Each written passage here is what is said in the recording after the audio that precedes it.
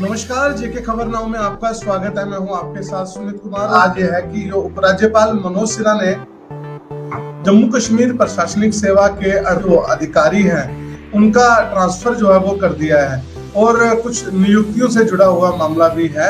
आपको बता दें कि इनमें 12 से अधिक जो हैं वो मैजिस्ट्रेट शामिल हैं। तो ये बहुत बड़ा मुद्दा इस समय जम्मू कश्मीर में छाया हुआ है और इसी को लेकर नेशनल कॉन्फ्रेंस ने जो है वो एक बैठक भी आज एक आयोजित की हुई है श्रीनगर में। वहां भी चलेंगे, अपने रिपोर्टर से पूछेंगे कि वहां के क्या हालात है। सबसे बड़ी खबर इस समय की जेके खबरनामा पर यह है कि जो उपराज्यपाल मनोज सिन्हा ने जो ऑर्डर किए थे, जो आईएएस ऑफिसर जो हैं उनकी ट्रांसफर का जो मामला जम्मू कश्मीर में इस समय गरमाया हुआ है, उसी पर हम आज चर्चा करेंगे कि क्या ये सही है, क्या ये कॉन्स्टिट्यूशन के अंडर है, क्या उन्होंने अपनी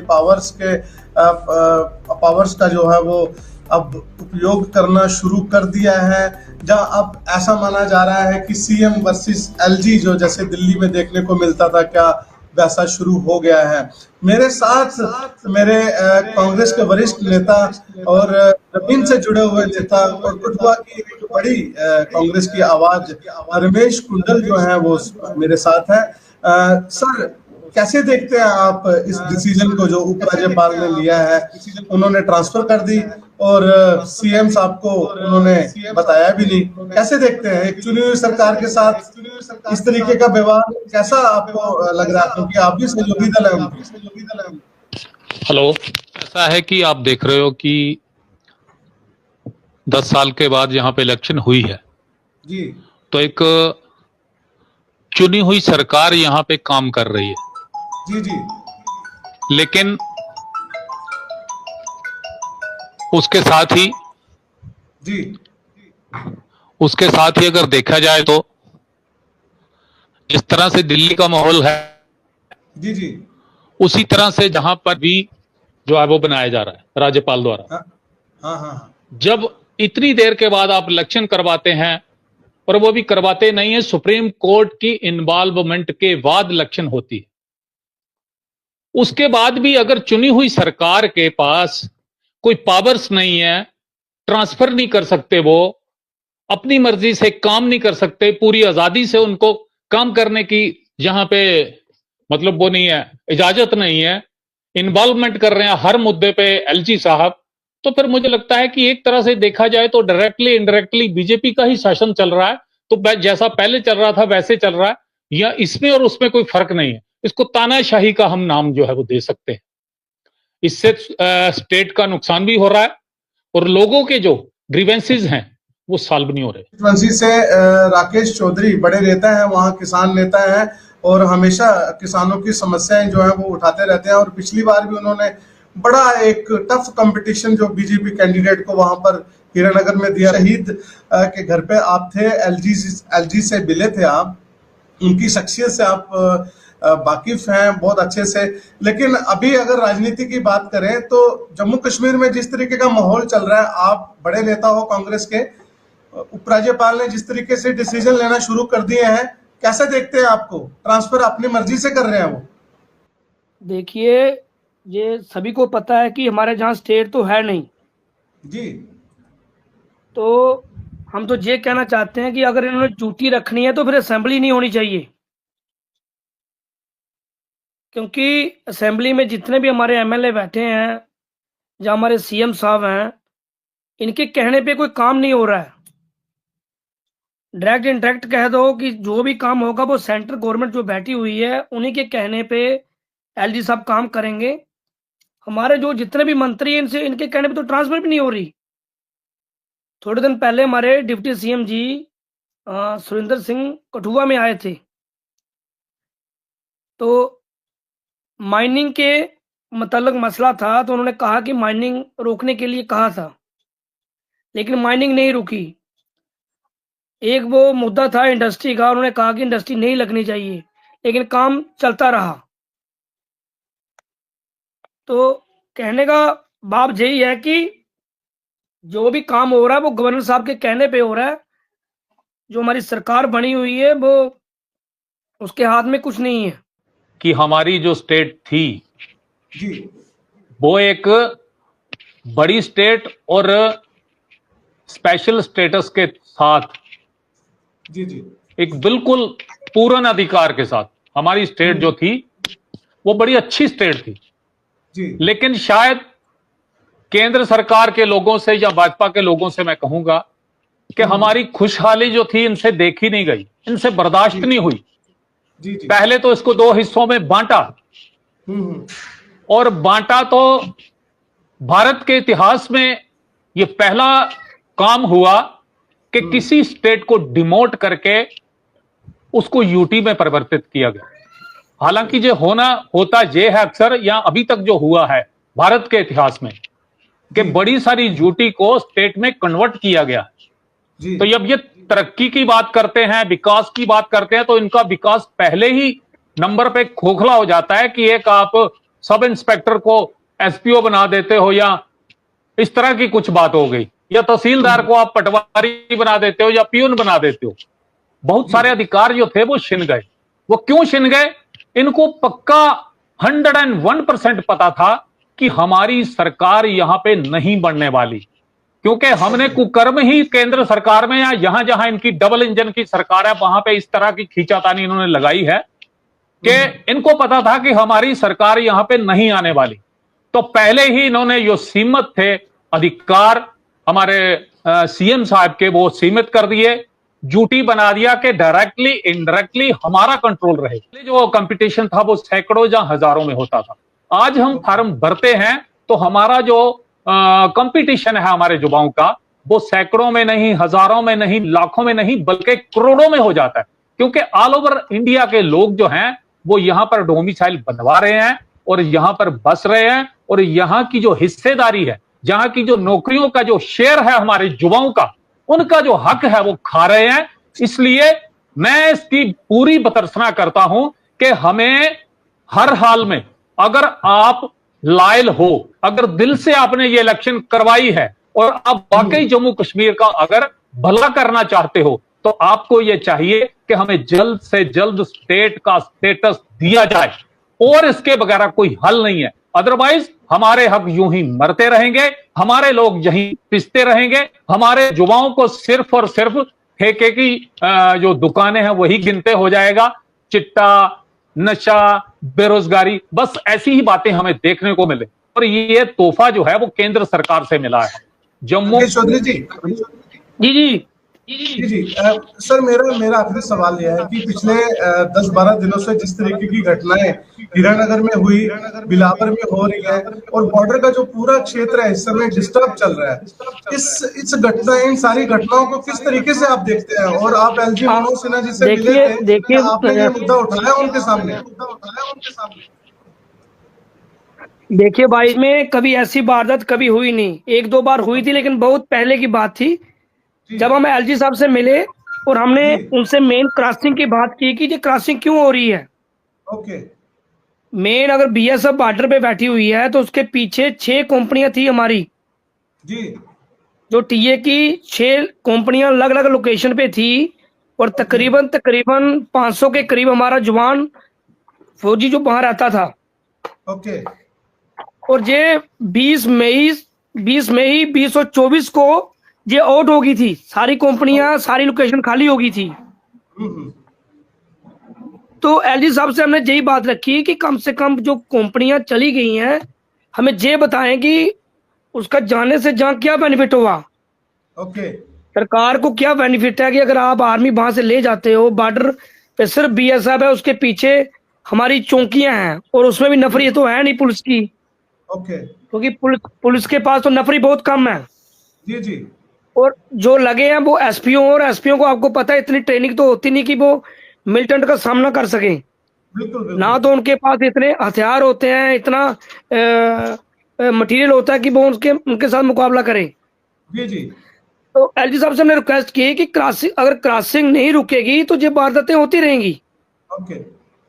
2024 को जब मई महीने में चली गई, उसके बाद पहला जो कांड हुआ जहां पे हमारा भाई जो मेला गांव का रहने वाला था, जिसका गला रेत के उन्हें हत्या कर दी थी मिलिटेंटों ने। बिल्कुल। उसके बाद ये जो वारदात अभी हुई है सन्याल गांव से लेके सन्याल गांव के साथ में रत्नोचक एक हमारी कंपनी थी टीए की। ओके। अगर वो कंपनी वहां होती तो हमारा तरनार नाला, शाब नाला, पाग नाला, जितने भी क्रॉसिंग पॉइंट जो नाले हैं, हम्म। उसमें हमारी ये कंपनियां सर्च करती रहती थी, रात को, दिन को, सुबह। इनकी 10-10 बंदों की टुकड़ियां होती थी जो हर जगह जाते थे, जंगल में भी जाते थे, नर्सरियों में भी जाते थे। जी।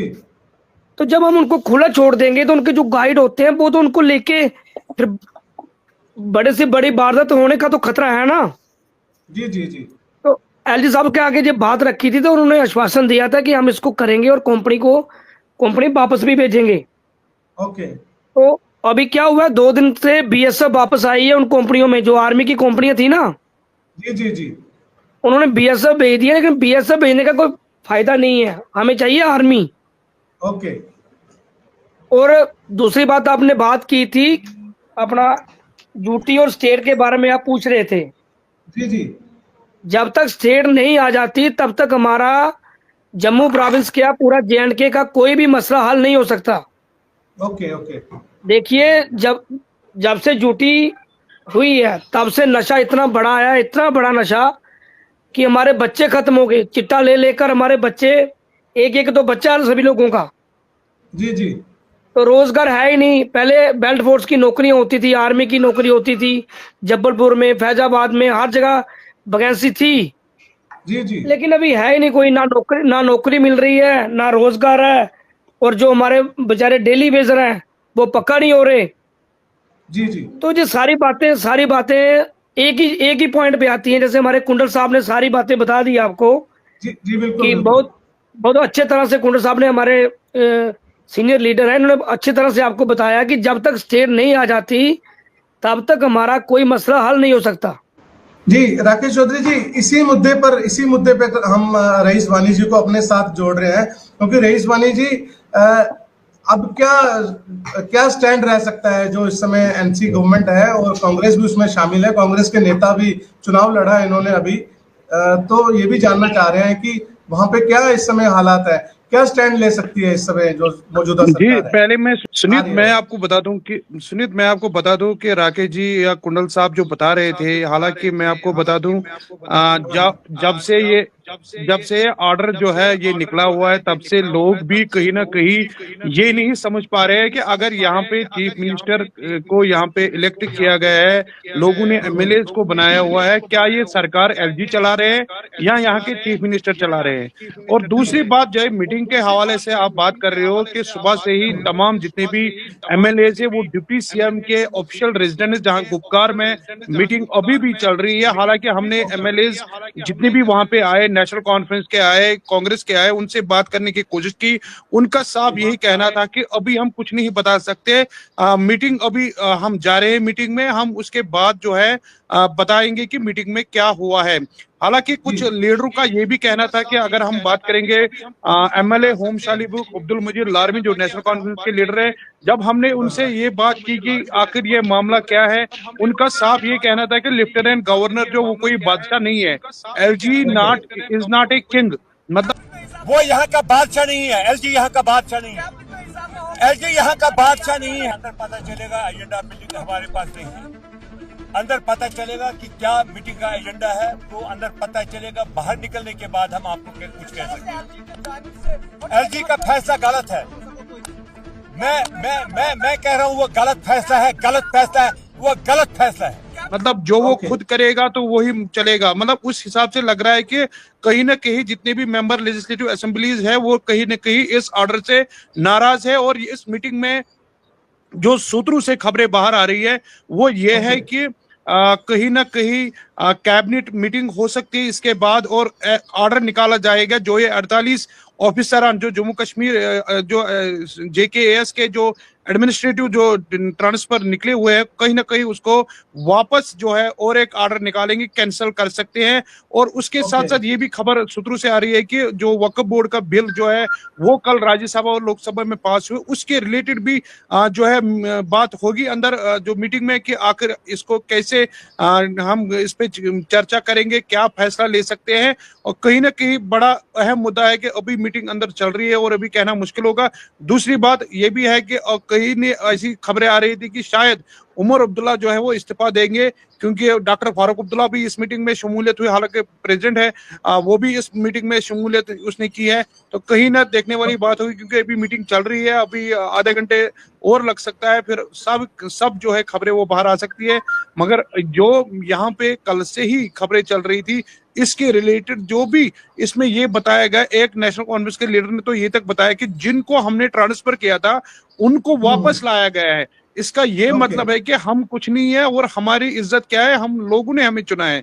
तो उस रिलेटेड जो है काफी शिकायतें हैं। अब देखने वाली बात यह होगी कि अब इसके बाद जो है कोशिश कर रहे हैं कि अंदाज यही लगा रहे हैं कि शायद उमर अब्दुल्ला इस मीटिंग में जो है वो फिर अमित शाह जो होम मिनिस्टर है या प्राइम मिनिस्टर से मिलके जो है वो उनके साथ मीटिंग कर सकते हैं। इसलिए आखिर ये एक मामला क्या है, अगर हमें लोगों ने चुना है, फिर चीफ मिनिस्टर पहले ही कहा गया था कि, हालांकि आपको भी पता है कि पहले ही ऑर्डर निकाला था जब सरकार बनी थी कि IAS जो भी कैडर होगा उनको जो है LG देख लेगा, जो भी स्टेट के हवाले से जो KS ऑफिसर्स होंगे उनको जो है वो CM के अंडर रहेंगे। मगर जो ऑर्डर सामने आया उसके चलते लग रहा है कि अब जो है CM जो है वो दिल्ली वाली बात आपने पहले ही बताई, दिल्ली वाली बात वही होगी, CM और गवर्नर के बीच में जो है अब देखने वाली बात होगी क्या हो सकता है।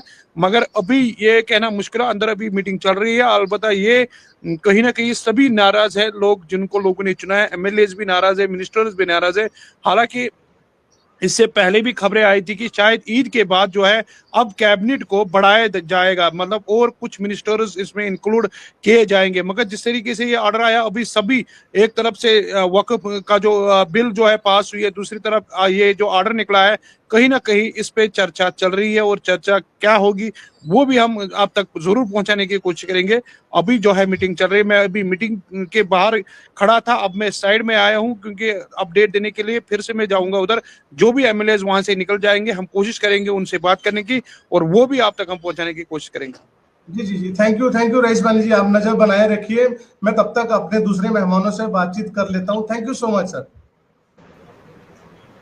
जी राकेश चौधरी जी, मैं आखिरी में एक सवाल आपसे पूछना चाह रहा हूँ कि जिस तरीके से रईस वानी जी ने बताया कि लोग, हो सकता है कि उमर अब्दुल्ला जी जो इस्तीफा भी दे सकते हैं, बहुत बड़ी खबर इस समय उन्होंने बताया कि अगर वो हमारी सुन नहीं रहे हैं तो एक कैबिनेट मीटिंग हो सकती है जिसके बाद बड़ा फैसला लिया जा सकता है कि अगर आप हमारी बात नहीं सुनोगे तो हम सरकार में क्यों रहे।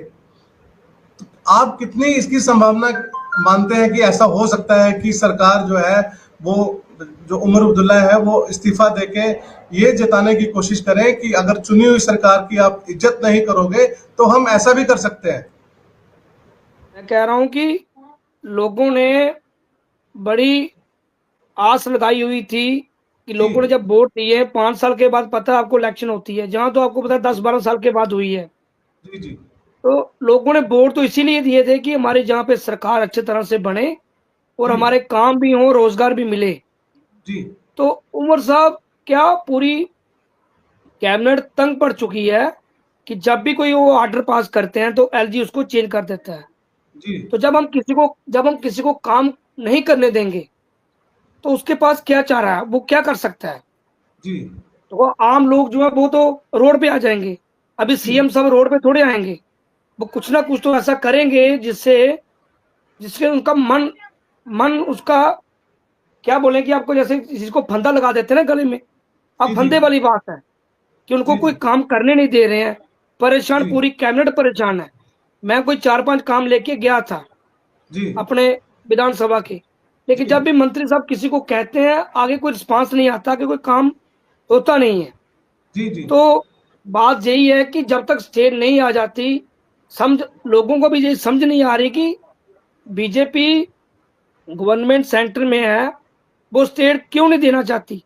स्टेट ना दे के उनको क्या बेनिफिट हो रहा है, सेंटर में क्या उसको फायदा हो रहा है। लोगों को परेशान करके किसी को अगर कोई फायदा होता है तो मैं तो कहता हूं कि वो फायदा नहीं लेना चाहिए। अगर लोग परेशान है तो फिर सरकारों को बनाने का फायदा कोई नहीं है। जी जी, है ना। लोगों ने वोट दिए हैं कि खुशहाली रहे, खुशहाल रहे लोगों को रोजगार मिले, लोगों में तरक्की आए। लेकिन जो सरकार बनी है उसी को काम करने नहीं दे रहे हैं तो कैसे बनेगा। फिर तो उमर साहब का जो कहना है वो सत्य है, वो तो कहेंगे कि हम इस्तीफा दे देंगे। जी जी, क्योंकि अगर इस्तीफा दे रहे हैं तो पहले भी कौन सा काम हो रहा है। जी पहले भी तो इस्तीफा अगर रिटर्न में नहीं दिया तो ऐसे भी इस्तीफा ही इस्तीफा है, कौन सा काम हो रहा है? काम तो कोई हो नहीं रहा है जी है ना। तो पता नहीं सेंट्रल गवर्नमेंट जम्मू कश्मीर को क्यों इतना पिंच कर रही है, क्यों इतना दबा रही है, क्यों इतना प्रेशर कर रही है। और सिर्फ गवर्नमेंट को प्रेशर नहीं कर रही है, अगर आप किसी को परेशान करते हो सीधा आप लोगों को परेशान कर रहे हो। ओके, आप सीएम को परेशान नहीं कर रहे, सीएम की सरकार को परेशान नहीं कर रहे, आप लोगों को परेशान कर रहे हो। तो जी, लोग परेशान रहेंगे तो जो सरकार बनी है वो कहाँ चलेगी, वो कैसे चलाएंगे। जी इसलिए उमर साहब ने असेंबली में कहा था कि अगर ड्यूटी रहती है तो असेंबली नहीं होनी चाहिए, जी क्योंकि है भी तो काम तो होना नहीं है। होना नहीं। उससे बेहतर है क्यों खर्चा हम इतना करवाएं, सरकारों जी, का जी। अपने देश का इतना खर्चा करवा के, इतना पैसा लगवा के, और लोग भी बेचारे इतनी मेहनत करके वोट डालते हैं, लास्ट जी। में उस वोट का जो लोगों ने फायदा लेना है। आप जहां आज भी देखें बॉर्डर के आगे जो जमीन पड़ी हुई है, लोगों की खेती नहीं हो रही है जी और आज भी लोगों को मुआवजा नहीं मिला है। इतनी जमीन जी। पड़ी हुई है, 11,000 मरला पता नहीं उससे ऊपर जमीन है, लेकिन उसको मुआवजा नहीं मिला है। जी जी तो लोगों के प्रॉपर काम नहीं हो रहे हैं। सरकार इसलिए बनी कि लोगों के काम हो। तो जी, हम तो जी। यही गुजारिश करते हैं कि सरकार बनी रहे और उमर साहब इस्तीफा ना दें। जी तो गुजारिश करें अपने पीएम साहब मोदी साहब से, गुजारिश करें अमित साहब से, गुजारिश करें कि हमें स्टेट वापस दीजिए। ओके, स्टेट हमारा हक है, स्टेट आने से लोगों को फायदा होगा, जी जी सरकारों को फायदा नहीं होता है, लोगों को जी, फायदा जी। होता है। जी जी अगर बिल्कुल। स्टेट आ जाती है तो हमारी बच्चियां भी नौकरी ले सकती हैं, हमारे जी। बच्चे भी नौकरी ले सकते हैं। जो आज बेरोजगार हैं बेचारे, बिना नौकरी लिए हुए, इतनी पढ़ाई जी की है, इतना पैसा खर्चा है, तो घरों में घूम रहे हैं। और हमारे जी, कुंडल जी। साहब ने सही कहा है कि आगे आगे बच्चों की शादी भी नहीं हो रही है। ये सच बात है बिल्कुल। कि इतनी पढ़ाई करके जो भी बच्ची को शादी करके भेजता है, वो सोचता है कि बंदा कोई मुलाजिम होना चाहिए, मुलाजिम हो। जी उसके जी पास कोई नौकरी होनी चाहिए, तो मैं अपनी बच्ची को उसके घर में भेजूं। जी जी तो बच्चों को आज इतनी पढ़ाई कर, डिग्रियां करके बच्चे घर पे बैठे हुए हैं। अभी जी कणक जी जब हमारी खेती स्टार्ट होगी तो अपना फसल पकी है, वो फसल जी, काटेंगे। जी जिन्होंने अच्छी पढ़ाई लिखाई करके घर में बैठे हुए हैं वो फसल काटेंगे बेचारे, क्या करें। जब बिल्कुल, मोदी साहब बिल्कुल। का एक टोला उठा के लाइन में लग जाएंगे 5 किलो चावल और 5 किलो आटा लेने के लिए, जी बिल्कुल बिल्कुल। उससे देश नहीं चलता है, उससे समाज नहीं चलता है। समाज को कुछ देना पड़ेगा, समाज को कोई राहत देनी पड़ेगी, और राहत वही है स्टेट।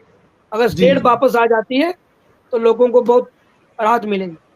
जी राकेश चौधरी जी, शुक्रिया। बहुत बहुत शुक्रिया। आपने अपना अहम वक्त जो हमें दिया, इसके लिए बहुत बहुत शुक्रिया। मैं आखिरी सवाल भी है आपसे कि जिस तरीके से आप बात कर रहे हैं, रईस वानी जी से भी बात हुई हमारी, उन्होंने भी ये बताया कि उमर अब्दुल्ला जी जो है वो फ्रस्ट्रेशन में, जहाँ कैसे भी अगर कहें सरकार नहीं चलेगी तो वो इस्तीफा भी दे सकते हैं। कैसे देखते हैं आप? नेटवर्क का इशू है। मैं इस डिस्कशन को यहीं पे क्लोज करता हूँ। फिर से हम हाजिर होंगे कुछ और गेस्ट के साथ। तब तक के लिए हमें दीजिए इजाजत। नमस्कार। अगर आपने अभी तक जेके खबर नाउ को सब्सक्राइब नहीं किया है तो अभी सब्सक्राइब कीजिए और ताज़ा तरीन खबरों की जानकारी के लिए www.jkhabarnow.com पर देश दुनिया की खबरें भी आप देख सकते हैं।